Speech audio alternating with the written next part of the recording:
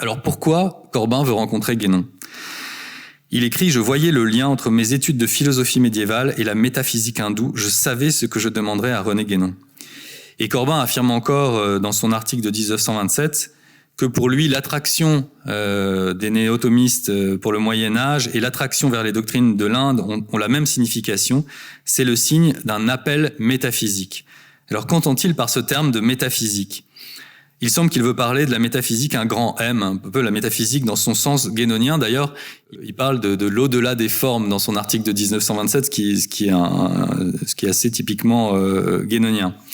Guénon, d'ailleurs, a fait une conférence à la Sorbonne en décembre 1925, auquel Corbin aurait très bien pu assister et qui était précisément consacré au thème de qu'est-ce que la métaphysique.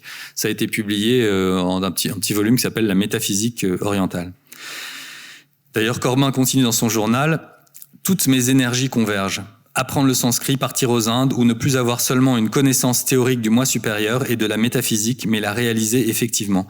Cette distinction aussi entre le moi et le soi, l'individualité et la personnalité, est celle qui ouvre le livre que Guénon publie en 1925, qui s'appelle « L'homme et son devenir selon le Vedanta ».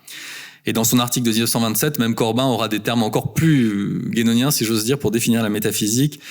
Il dit « Si l'on nous parle, à nous occidentaux, de nous affranchir de la vie, nous croyons qu'il s'agit d'un suicide, tant nous nous cramponnons à la chimère de l'individualité que nous confondons avec la personnalité. » Donc le jeune Corbin, qui ne regrette pas encore, comme il le fera à la fin de sa carrière, le dogmatisme et l'intellectualisme de Guénon, écrit en 1927 « L'œuvre de Guénon est une excellente introduction au point de vue de métaphysique pure, du domaine de l'informel. » C'est aussi un terme guénonien. « Et nous nous trouvons d'accord avec les suggestions si riches qui y sont éparses.